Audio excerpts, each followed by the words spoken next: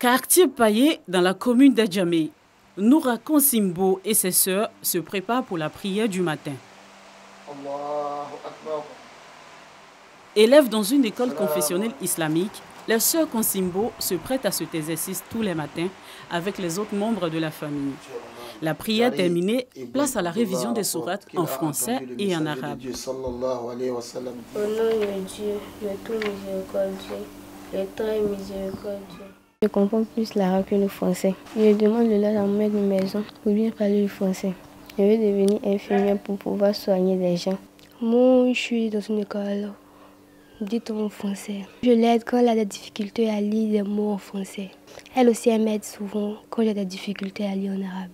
La révision est supervisée par le père Ousmane Konsimbo. Pour lui et ses épouses, l'enseignement confessionnel islamique est doublement bénéfique. Très important de réviser parce que c'est notre devoir. On a tendance à ne pas avoir le temps. Voilà, on n'a jamais le temps. Et donc, mettre l'enfant à l'école confessionnelle facilite la tâche au père de lui apprendre sa religion. Après la bénédiction finale, direction l'école à quelques kilomètres de la maison.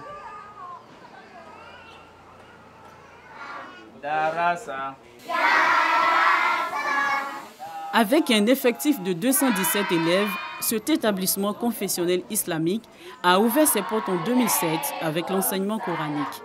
Depuis 2013, l'école a été intégrée dans la réforme du système éducatif qui prend désormais en compte le programme national d'éducation. Une usine de produits chimiques est construite près de... Elle refuse du monde aujourd'hui, faute de place.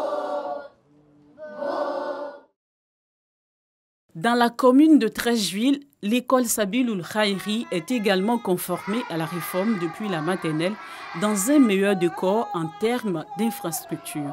Chaque classe a 2 enseignants pour les 2 programmes et la combinaison semble marcher. Ils savent lire en arabe comme les alphabets d'arabe. Je suis chrétienne. On les apprend à chanter, à compter en français. Parce que moi, je fais français. Le matin, nous faisons le programme officiel et les après-midi, nous faisons l'enseignement religieux. L'école reçoit ce jour la visite des responsables de l'OESI, l'Organisation des établissements confessionnels islamiques. Elle œuvre à structurer ce système éducatif depuis 1997. Quand l'année tire à sa fin, nous organisons les examens internes. Voilà, pour décerner des diplômes islamiques et arabes à nos élèves. Et en plus de ça, maintenant nous présentons aussi les enfants au CEP, au BEPC comme au bac. Des efforts ont certes été faits par l'OESI pour améliorer le système éducatif, mais des difficultés demeurent. La plupart de nos enfants, quand ils ont le CEP, il n'y a pas beaucoup de collèges et lycées islamiques. Donc le ministère est obligatoirement demandé d'orienter ces enfants-là dans les écoles laïques. Ça fait que les études islamiques et la formation islamique s'arrêtent. Donc à chaque fois, nous sommes en recommencement. L'école confessionnelle Aboudraman Traoré, toujours dans la commune d'Abobo, est reconnue pour prêter main forte à ses élèves. Je suis au niveau de la 6e. Ça se passe comment? Ça se passe bien. Je veux enlever les enfants de la rue, m'occuper des enfants orphelins. Le pays compte à ce jour 3400 structures islamiques d'éducation. Elles bénéficient d'un accompagnement du ministère de l'Éducation nationale. Idrissa Kouyaté, directeur du Centre national des matériels scientifiques, est en charge de la question. Dès que les programmes sont appliqués, nous aidons donc l'école à parfaire les autres champs qui restent, c'est-à-dire les infrastructures, la pédagogie, les ressources humaines, parce qu'il faut avoir des enseignants capables de donner les enseignements du programme officiel.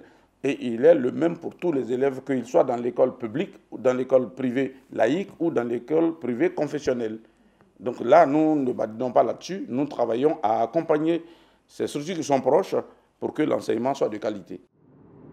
Nous nous rendons à la Riviera Palmeraie à Cocody. La commune abrite l'une des 2 universités islamiques habilitées à former les étudiants après le bac. L'université musulmane africaine UMA qui renferme l'Institut de l'imama en Afrique. Dans cette salle de classe, les étudiants en licence 2 des filières imama, charia et communication sont en composition. Dr Arna Konaté, vice-recteur de l'université, est un produit de l'enseignement islamique. Il salue le progrès du système éducatif en Côte d'Ivoire, même si beaucoup reste à faire. À la question des débouchés, il répond. Les débouchés sont limités et surtout que ces débouchés, beaucoup de fois, ne sont pas des débouchés qui sont encouragés dans la société. Et personne ne veut avoir une vie misérable. Donc, c'est tous ces aspects qu'il faut réétudier pour que l'éducation islamique puisse aboutir à des spécialités et qui seraient vraiment bien pour tous les étudiants qui viennent s'inscrire dans ce système-là. Aujourd'hui, Dieu merci, c'est-à-dire le système fait merveille pour nous. Nos enfants auront l'accès à toutes les spécialités qu'il faut pour renforcer notre communauté et renforcer notre pays. Un peu plus loin dans la commune du Plateau, nous partons à la rencontre d'un génie de l'enseignement islamique. Parti de l'école coranique d'un petit village de Prikro dans la région du Ifou, Ahmed Kofi est aujourd'hui diplômé ingénieur en assurance de l'INPHB de Yamoussoukro. En stage dans une banque, il invite ses cadets à se démarquer. Après le CM2, donc l'obtention du CEP arabe, c'est là que j'ai été inscrit dans une autre école, cette fois-ci à Abidjan, du nom de Salaf Soleh. Et c'est à partir de là que l'aventure avec le français va commencer. Donc tout en suivant le cursus normal en arabe, il y avait un programme qui nous permettait en fait de faire le français. Donc c'est dans ce canal-là que j'ai pu avoir à la fois mon bac arabe et le BPC ivoirien. C'est vrai, c'est notre dîme, c'est notre devoir, c'est notre raison d'être d'apprendre l'islam et de la pratiquer.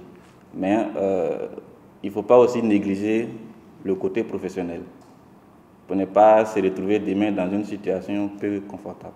Contrairement à Ahmed, Ibrahim Bamba, que nous retrouvons à Abobo PK18, n'a pu s'intégrer dans le tissu professionnel ivoirien avec sa maîtrise en psychologie obtenue en Arabie Saoudite. Problème, ses diplômes arabes ne sont pas reconnus. On est issu de l'école, même pas confessionnelle, de l'école franco-arabe. Voilà.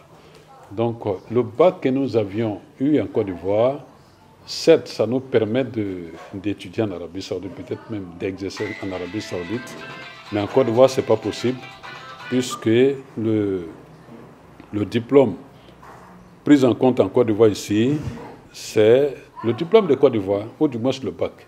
Donc, n'ayant pas le bac, j'ai vu toutes les portes, le bac ivoirien du moins, j'ai vu toutes les portes se fermer devant moi.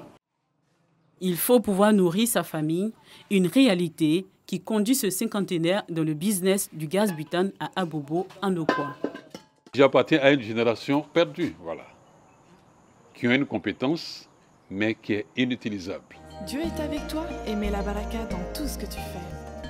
Selon Ibrahim Bamba, ils sont plus d'une centaine d'étudiants revenus au pays après de longues études dans les pays arabes. Entre grands rêves et réalité du terrain, ils peinent aujourd'hui à mettre leur savoir au service de la nation. Pour eux, la réforme du système éducatif islamique est aujourd'hui une bouffée d'oxygène pour les 550 000 élèves actuels et pour les générations futures. Une porte ouverte à tous les corps de métier sans réserve aucune.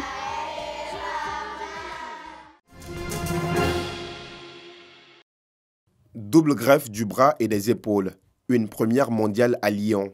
Félix Gretarson a perdu ses bras dans un accident il y a 23 ans. Plus de 4 heures d'opération ont été nécessaires pour les transplantations. On espère et on attend qu'il ait une meilleure fonction, c'est-à-dire une dépendance moins grande. Mais les espoirs fonctionnels de récupération fonctionnelle sont limités. À ce niveau d'amputation, à son âge, On ne peut pas espérer que les nerfs repoussent suffisamment pour qu'ils récupèrent une fonction des mains, ni même des poignets. On peut l'espérer, mais en tout cas, on ne peut pas le promettre. Un rêve exaucé pour cet Islandais de 48 ans après 5 ans d'attente. Je tiens à remercier toute l'équipe des médecins qui rendent cette opération possible. Je remercie particulièrement les infirmiers, les aides-soignants et les kinés qui ont fait un travail extraordinaire pour m'aider à traverser cette semaine très difficile.